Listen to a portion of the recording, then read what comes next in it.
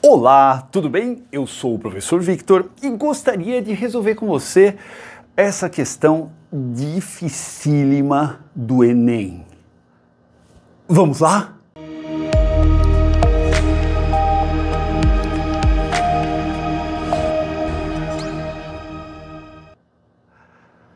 Eu fiz cara de espanto, de terror, porque essa questão é muito sem noção. Você vai aprender muito com ela, ok? E eu já estou dizendo que ela é uma questão difícil para que você, pós-resolução, não fique pensando, nossa, como era difícil, será que eu ia conseguir fazer? Com certeza você iria conseguir fazer, mas demandaria um bom tempo, ok? E daí é uma escolha sua. Se sobrar um tempinho no final da prova, daí você aborda questões difíceis como essa, tá certo? Essa questão não é casa térrea, não é Sobradinho, ela é difícil de verdade. Casa térrea, Sobradinho, é difícil de verdade.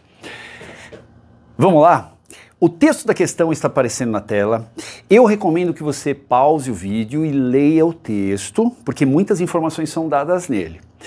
Mas se você quiser seguir, fique tranquilo, porque eu vou descrever tudo que o Enem passou e a gente vai pensando juntos, ok? Vamos lá? Vamos? Seguinte, ó, é apresentada uma pista de corrida, ok? E tem dois corredores, o 1 e o 2. Pessoas P1, pessoas P1 e P2, né? Tá? O que acontece? Eles largam em pontos distintos e vem até essa linha de chegada, tá? Eu suprimi o restante da pista porque não é necessário para a resolução. Cada um dos corredores vai correr uma mesma distância L maiúsculo, ok? Eles correm no sentido anti-horário, o P2 sai daqui e corre esse tanto aqui em verde, tá? Esse tanto em verde é o trajeto L, não sabemos quantos metros, mas mede L. Esse P1, ele larga um pouco na frente do P2, entre aspas. Por que um pouco na frente, entre aspas? Porque ele vai descrever um raio maior. Descrevendo um raio maior, ele vai ter um trecho curvo maior para percorrer, dada, então, essa diferença que foi feita entre eles na largada. Tá? Ó, esse comprimento que eu achurei em laranja também é L maiúsculo, ok? Na parte reta, os dois andam o mesmo tanto, andam esse Linho, ok? O que foi solicitado? Foi solicitado o seguinte, que você calcule a razão entre a medida desse ângulo aqui, que eu chamei de alfa, mas ele no exercício chama de ângulo P1-CP2. Então, você vai calcular essa medida alfa e vai dividir pelo valor de L menos Lzinho. Você vai dividir esse alfa justamente pelas medidas de comprimento desses arcos aqui dos corredores, que deve ser igual, ok? Tudo bem? Ele dá uma informação importantíssima, ele relaciona as grandezas lineares e angulares, ok? Ele fala que esse comprimento alfa é uma relação ou uma razão entre esse comprimento do arco e o raio. Ok? Tudo bem? Repito, esse ângulo alfa, essa medida de ângulo, é uma razão entre o comprimento desse arco aqui, como comprimento mesmo, como medida linear, dividida pelo raio. Tá certo? Então, se você pegar o raio e multiplicar pelo alfa, você vai ter esse comprimento. Vou usar essa frase aqui que está escrita no texto. Ó, se você pegar esse comprimento aqui, ó, que é L menos Lzinho, tá certo? Não é? Ó, é todo o L, com exceção da parte reta. Então é só esse trajeto curvo. L menos Lzinho vai ser o quê? Vai ser essa medida de ângulo vezes o raio. Mas eu não tenho essa medida de ângulo, eu só tenho esse pedacinho. Tá bom, vou colocar então um outro pedaço aqui, ó. Vou colocar um beta aqui. Tá certo? Então, isso aqui vai ser alfa mais beta, medida de ângulo, vezes o raio R2. Certo? Tudo bem? E eu vou fazer a mesma coisa para o corredor 1, ou para a pessoa 1. Ó, eu vou pegar esse Lzão menos Lzinho, ou seja, vou pegar esse trecho aqui, que é a medida de comprimento aqui desse arco, Lzão menos Lzinho. Eu sei que esse corredor P1 só gira beta, né? Ou a variação aqui é beta vezes R1. Olha, se você chegou nessa formação, nesse conceito, se você afirmou essas duas construções, agora a gente só tem que trabalhar algebricamente, tá? Legal? Tudo bem? Então, lembre-se disso, ó. O ângulo vezes o raio vai dar o comprimento linear, certo? Essa aqui é uma primeira afirmação, essa aqui é uma segunda afirmação. Eu vou igualar as duas para obter uma relaçãozinha aí entre R1 e R2, tá? Então eu vou escrever alfa mais beta vezes R2, que é igual beta vezes R1. O que eu acabei de fazer? Acabei de juntar as duas equaçõezinhas, certo?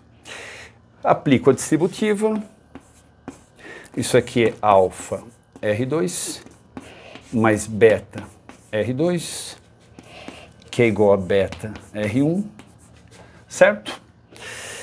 E eu tô de olho no alfa. Tô de olho no alfa, porque ele é uma parte dessa construção. Então sabe o que eu vou fazer? Vou jogar esse beta R2 para cá, tá? Ó, isso aqui vai ficar alfa R2, que é igual beta R1 menos beta R2. Olha, tá saindo, hein? Tá saindo. Agora eu vou colocar esse beta em evidência. Beta vai multiplicar R1 menos R2, entre parênteses, e já vou tacar o R2 aqui dividindo, tá? Então vou fazer duas coisas ao mesmo tempo, ó. E já vou chegar no valor do alfa. O alfa vai ser igual, repito, beta em evidência, R1 menos R2. Tudo sobre R2. Já tenho o alfa. Já tenho o alfa. Agora eu preciso dividir por L menos Lzinho. L menos Lzinho já é algo que eu tenho, ok? Ou eu posso pensar em alfa mais beta vezes R2 ou beta vezes R1. Eu acho que essa expressão está mais tranquila, não tá? Sim. Ou seja, eu posso pegar esse alfa, ok, que eu acabei de descobrir, e dividir por beta R1. Daí eu vou encontrar o que ele solicitou. Então vamos lá, ó. Quanto que dá alfa sobre Lzão menos Lzinho? Vamos escrever esse monstro aqui, né? Ó. Beta R1 menos R2 sobre R2. L menos Lzinho é beta R1. Nossa, meu! Tá. Eu tenho beta aqui, dá para cortar, tá bom? Beleza? Já dá para cortar, tá? Pronto, sumiu. Agora, eu tenho esse cara dividido por R1. Eu posso fazer esse cara, ou essa fração, multiplicada pelo inverso de R1, tá? Eu posso fazer isso aqui, quer ver? Eu pego R1 menos R2, dividido por R2, multiplicado pelo inverso de R1. Tudo bem? Ó, peguei uma fração dividida por R1. Eu posso pegar essa fração, multiplicar pelo inverso de R1. Tá certo? Olha que bonitinho.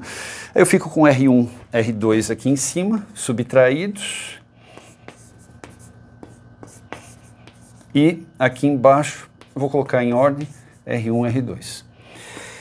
Como é que vai ficar essa expressão? Essa expressão, ela é uma expressão que tem esse R1 menos R2 com esse denominador. Na verdade, tanto R1 quanto R2 tem esse denominador. Então eu posso reescrever assim, ó, R1 sobre R1, R2 menos R2 sobre R1, R2, certo? E o meu espaço está acabando, mas já acabou a questão, ó. Corto esse R1 com esse R1, corto esse R2 com esse R2, e o resultado vai ser o inverso de R2 menos o inverso de R1, tá bom? Que eu vou escrever aqui, ó. Resultado é o inverso de R2 menos o inverso de R1. Tá aqui, ó.